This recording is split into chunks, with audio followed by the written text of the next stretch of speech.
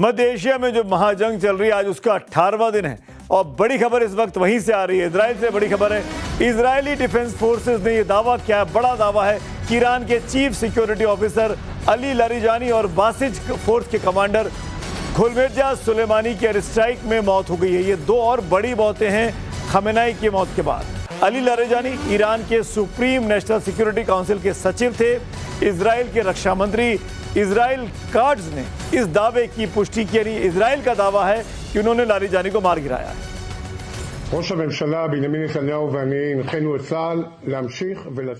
Larijani और Basij commander कल रात खत्म कर दिए गए।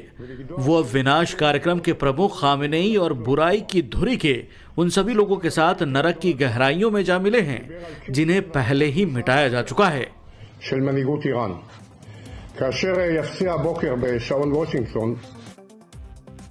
हालांकि इस खबर को लेकर ईरान की तरफ से प्रतिक्रिया आनी बाकी है। इजराइल के दावों के बीच लारिजानी के एक्स अकाउंट पर एक हाथ से लिखा नोट पोस्ट हुआ है। इसमें उन्होंने लारिजानी ने मारे गए ईरानी नौसैनिकों को श्रद्धांजलि दी है जिनका अंतिम संस्कार आज होने की उम्मीद थी। ये वही पोस्ट है। दिन के 3:30 बजे के इस पोस्ट में अब तक 3 मिलियन से ज्यादा व्यूज मिल चुके हैं। सुप्रीम लीडर रहे आयतुल्लाह अली खामेनेई की मौत के बाद लारिजानी ही देश की अंतरिम परिषद और वॉर ऑपरेशंस का नेतृत्व एक तरीके से कर रहे थे। आखिरी बार 13 मार्च यानी बीते शुक्रवार को अल कुद्स डे के मौके पर लारिजानी तेहरान की सड़कों पर इन तस्वीरों में आम लोगों से घुलते मिलते दिखाई दिए थे। अगर लारिजानी की मौत की खबर सच साबित होती है तो ये ईरान के लिए खामेनेई के बाद दूसरा सबसे बड़ा झटका है। लारिजानी न केवल ईरान के सुरक्षा मामलों के प्रमुख माने जाते हैं बल्कि ईरान के न्यूक्लियर प्रोग्राम के भी सूत्रधार रहे हैं। 28 फरवरी ईरान के इतिहास की वो तारीख है जिसने पूरे मिडिल ईस्ट को हिलाकर रख दिया। इजराइल और अमेरिका के अटैक में ईरान के सबसे ताकतवर शख्स आयतुल्लाह खामेनेई मारे गए। ईरानी सेना के बड़े बड़े जनरल भी खाक में मिल गए, लेकिन उस मलबे के बीच से एक शख्स जिंदा बच निकला जो आज ईरान का सुप्रीम लीडर बन चुका है। आज पूरी दुनिया पूछ रही है कि जब अटैक में सब मारे गए तो मुस्तफा खामेनेई कैसे बचे? क्या मुस्तफा को हमले की खबर पहले लग गई थी? क्या ईरान के भीतर ही किसी ने उसे बचा लिया? इन तमाम सवालों का राज 18 सेकंड के एक ऑडियो में, जो कि लीक्ड ऑडियो है, उससे साफ होता है, जिसने तेहरान से लेकर तेल अवीव, वॉशिंगटन तक को हड़कंप मचा दिया है। सुनते हैं।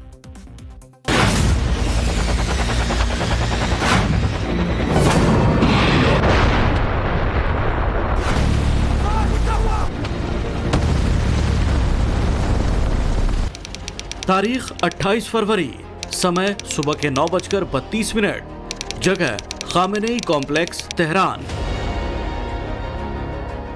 ईरान की सबसे बड़ी वॉर काउंसिल बैठी हुई थी। Supreme leader Ayatollah Khamenei meeting को चेयर कर रहे थे। सामने उनका बेटा मुस्तफा खामेनेई पिता के कहे एक एक बातों को नोट कर रहे थे। तभी आसमान से मौत बरसती है। सटीक निशाना और पिन पॉइंट स्ट्राइक। दावा किया गया कि कोई नहीं बचा। चंद घंटों के बाद पूरी दुनिया में खबर फैल जाती है कि ईरान के सुप्रीम लीडर आयतुल्लाह खामेनेई की एयर स्ट्राइक में मौत हो गई। देखिए इन तस्वीरों को। जहां मिसाइल गिरी वहां 20 फीट गहरा गड्ढा हो गया। कंक्रीट की दीवारें कागज की तरह फट गई। एक्सपर्ट्स का कहना है कि इस धमाके के दायरे में किसी का बचना नामुमकिन था, लेकिन एक ब्रिटिश अखबार के दावे ने यह खुलासा किया कि मुस्तफा खामेनेई की जान चंद सेकंड पहले एक फैसले ने बचा लिया। 18 सेकंड के लीक ऑडियो क्लिप में दावा किया गया कि सुप्रीम लीडर अली खामेनेई के साथ वॉर काउंसिल की मीटिंग से मुस्तफा खामेनेई हमले से कुछ ही सेकंड पहले किसी काम से बाहर गार्डन में निकले थे और वापस बिल्डिंग में जा रहे थे। तभी जोरदार धमाका होता है। मुस्तफा घायल होते हैं लेकिन उनकी जान बच जाती है।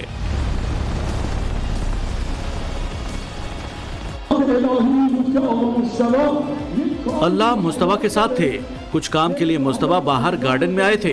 वापस जाने के लिए सीढ़ियों पर चढ़ने ही वाले थे, तभी मिसाइल से बिल्डिंग पर अटैक होता है।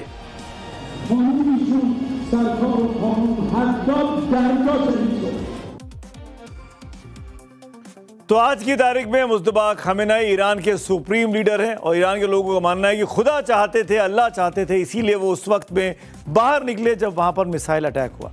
लेकिन अब सवाल है कि मुस्तफा खामेनाई अगर जिंदा है तो सामने क्यों नहीं आ रहे, उनकी हालत कैसी है, ये पूरी दुनिया के लिए एक सवाल बना हुआ है। खासकर पश्चिमी मीडिया मुस्तफा के गंभीर तौर पे घायल होने और कोमा में होने तक की बातें कह रहा है। वही ट्रंप भी कह चुके हैं कि मुस्तफा खामेनाई घायल है, लेकिन अब तक एक ऐसी खबर आई है जो ट्रंप की टेंशन बढ़ा सकती है। दावा है कि मुस्तफा खामेनाई का इलाज ईरान में नहीं बल्कि रूस की राजधानी मॉस्को में चल रहा है। बताया जाता है कि रूसी राष्ट्रपति व्लादिमीर पुतिन ने मुस्तफा को मॉस्को में ट्रीटमेंट कराने का ऑफर दिया था। कुवैत के एक अखबार के मुताबिक 28 फरवरी को जिस हमले में अली खामेनाई की मौत हुई थी उसमें मुस्तफा भी घायल हुए। इसके बाद उनको सीक्रेट तरीके से एक रूसी सैन्य विमान से मॉस्को भेज दिया गया, जहां पर उनको जो चोट लगी थी उस ब्लास्ट के दौरान खासकर पैर में, उसकी सर्जरी हुई है। दरअसल ईरान के सुप्रीम लीडर मुस्तफा खामेनाई को लेकर हर रोज सस्पेंस इसलिए गहराता जा रहा है क्योंकि पिता अली खामेनाई की मौत के बाद किसी भी मौके पर मुस्तफा अब तक दिखे नहीं हैं। यहां तक कि पिछले शुक्रवार को जब ईरान में कुछ डे के दौरान ईरानी राष्ट्रपति से लेकर पूरी लीडरशिप लोगों से मिलने सड़कों पर उतरी हुई थी तो मुस्तफा उस दौरान कहीं नहीं दिखे थे। उनकी जो तस्वीर भी आजकल आप देखते हैं वो करीब 6 या 7 साल पुरानी है और बाकी तो AI का कमाल है। तो वहीं इजराइल के प्रधानमंत्री बेंजामिन नेतन्याहू को लेकर अफवाहों का बाजार भी इस बीच गर्म रहा, लेकिन लगातार ऐसी खबरें आई जिनमें उनकी मौजूदगी को लेकर भी सवाल खड़े किए गए। अब मैं आपको 3 वीडियो दिखाता हूं अलग अलग। पहला वीडियो 12 मार्च का है जिसमें नेतन्याहू इजरायली जनता को संबोधित करते हुए दिखाई देते हैं। इस वीडियो के जारी होते विवाद उठा कि ये AI जनरेटेड है। दावा किया गया कि वीडियो में नेतन्याहू के दाहिनी हथेली में 6 उंगलियां दिख रही हैं। इसके बाद 15 मार्च को नेतन्याहू के सोशल मीडिया अकाउंट से एक और वीडियो अपलोड होता है जिसमें नेतन्याहू एक कैफे में कॉफी पीते हुए नजर आते हैं। साथ ही उन्होंने कैमरे के सामने अपने दोनों हथेलियां खोलकर 10 उंगलियां गिना दी। आप देख सकते हैं इन तस्वीरों में कैसे उन्होंने पूरी उंगलियां गिनाई। ये वो तस्वीर है 15 मार्च की जब उन्होंने कहा कि जो पहले आपने वीडियो देखा वो मैं जिंदा हूं। कुल मिलाकर आप इस बात को कह सकते हैं। तीसरा वीडियो अपलोड हो गया। इस वीडियो में यरूशलेम हिल्स में आम लोगों के बीच ये यहाँ पर बातचीत करते हुए नेतन्याहू नजर आते हैं। इसमें खुली जगह पर है, पीछे पहाड़ और हरियाणा की बैकग्राउंड दिखाई देता है। देशवासियों के सुरक्षा निर्देशों का पालन करने की वो सलाह दे रहे हैं। ये वीडियो जानबूझकर आउटडोर शूट किया गया है ताकि ये साबित हो सके कि वे किसी बंकर में छिपे नहीं हैं और न ही किसी AI सिमुलेशन के जरिए ये तस्वीरें सार्वजनिक हुई हैं। इस बीच एक और बड़ी खबर आ रही है। जी हाँ, इस बीच एक और बड़ी खबर आ रही है इसी लड़ाई से जुड़ी हुई। इजराइल के प्रधानमंत्री कार्यालय ने PM नेतन्याहू की एक तस्वीर साझा की है। तस्वीर में बेंजामिन नेतन्याहू सैन्य अफसरों के साथ हाई लेवल मीटिंग करते हुए नजर आ रहे हैं। इस पोस्ट के साथ कैप्शन में साफ साफ लिखा गया है कि PM नेतन्याहू ईरानी शासन के सीनियर अफसरों के खात्मे का आदेश दे रहे हैं। इस तस्वीर के जरिए इजराइल ने दुनिया को यह संदेश दिया है कि नेतन्याहू पूरी तरीके से कमांड में है, एक्टिव है और देश के लिए कड़े फैसले ले रहे हैं। इतने ही नहीं, नेतन्याहू ने आज ईरानी लोगों को नवरोज जो कि यहूदियों का त्यौहार है उसकी बधाई भी दी है। सुनिए क्या कहा बधाई संदेश में नेतन्याहू ने। ईरान के बहादुर लोगों, मैं आपको जैसा कि हर साल करता आया हूँ नवरोज के त्योहार की शुभकामनाएं देता हूँ जो रोशनी के त्योहार से शुरू होता है। और अब बड़ी खबर तेहरान से एक और आ गई। एक और ब्रेकिंग न्यूज इस वक्त की। तेहरान में इजराइल का बड़ा हमला हुआ है। अटैक के बाद गाड़ियों में आग लग गई है। बड़ी खबर है। तस्वीरों में आप देख सकते हैं कि किस तरह ट्रैफिक मूवमेंट के बीच इजराइल का ये हमला हुआ। अटैक ड्रोन से हुआ या फिर मिसाइल से, ये अभी साफ नहीं है, लेकिन जबरदस्त अटैक की तस्वीरें इस वक्त ये सामने आई हैं। एक और बड़ी खबर आपको बता दें, लगातार खबरें आ रही है कि लड़ाई का 18वां दिन है और दोनों पक्षों ने हमले तेज कर दिए हैं। इजराइल पर कई ड्रोन और मिसाइलों से हमला हुआ है। तेल अवीव जो कि इजराइल की राजधानी है वहां पर भी हमला हुआ है और कई और शहरों पर ईरान ने हमला बोला है। ये तस्वीर तेल अवीव के पास के इलाके की है। अटैक के पास आसमान में धुएं का गुबार भी दिखा है, यानी सीधे राजधानी तेल अवीव को ईरान ने निशाना बनाया। जिस तरीके से ईरान की टॉप लीडरशिप का खात्मा हुआ है, अब ईरान पलटकर जवाब दे रहा है। अब बात करते हैं आज की एक और कहानी की, अगली स्टोरी। अब बात उस बारूद की जिसने काबुल के आसमान को काला कर दिया है। पाकिस्तान की एयरफोर्स ने एयर स्ट्राइक की तो तालिबान का सब्र जवाब दे गया, क्योंकि निशाना था एक अस्पताल। आखिर मासूमों की लाशों पर खड़े होकर जनरल आसिम मुनीर अफगानिस्तान के साथ कौन सी जंग जीतना चाहते हैं?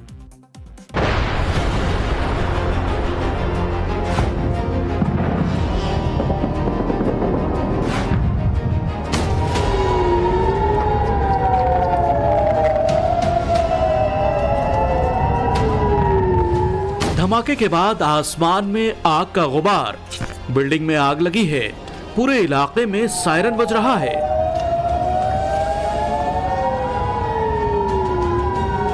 चीख पुकार मची हुई है, मलबे में लोग फंसे हुए हैं। रेस्क्यू वर्कर्स मलबे से शव को निकाल रहे हैं। तस्वीरें गवाह हैं ऑपरेशन गजब लिल हक के नाम पर उस कायराना हरकत की जिसे पाकिस्तान ने अंजाम दिया। काबुल का वो अस्पताल जहां जिंदगियां बचाई जाती थीं, उसे जनरल मुनीर के फाइटर जेट्स ने खंडहर बना दिया। कहते हैं फील्ड मार्शल जनरल मुनीर के इस हमले में 400 मासूम लोग मारे गए हैं। अस्पताल पर हमला हुआ है। जाहिर तौर पर तालिबान भी पलट के हमला कर रहा है और रावलपिंडी जो कि वहाँ का आर्मी बेस है, वहाँ पर भी कुछ हमले तालिबान की तरफ से पाकिस्तान में किए गए। लड़ाई अब बिल्कुल हमारे पड़ोस में आ चुकी है। चक्रव्यूह में बात करते हैं पब्लिक व्यू की। कार्यक्रम विलास में आ चुके हैं ऋषभ मिश्रा, हमारे एक रेगुलर व्यूवर है। उन्होंने एक पोस्ट लिखकर भेजा है। पश्चिम बंगाल समेत कई राज्यों में होने वाले विधानसभा चुनावों को लेकर अब कांग्रेस पार्टी गठजोड़ बनाने का काम कर रही है, लेकिन राज्यसभा चुनाव पहले से ही नतीजे दे चुके हैं। एक और पोस्ट शिवम तिवारी का जो एक्स पर आया है, यह हरीश राणा के ऊपर है। हरीश को इच्छा मृत्यु मिली। कभी कभी जिंदगी इतनी भारी हो जाती है कि मौत भी राहत लगने लगती है। बेहद दर्दनाक है। तो आज इसी खबर के साथ मुझे दीजिए इजाजत। कल शाम 6:57 मुलाकात होगी। तब तक के लिए शुभ रात्रि।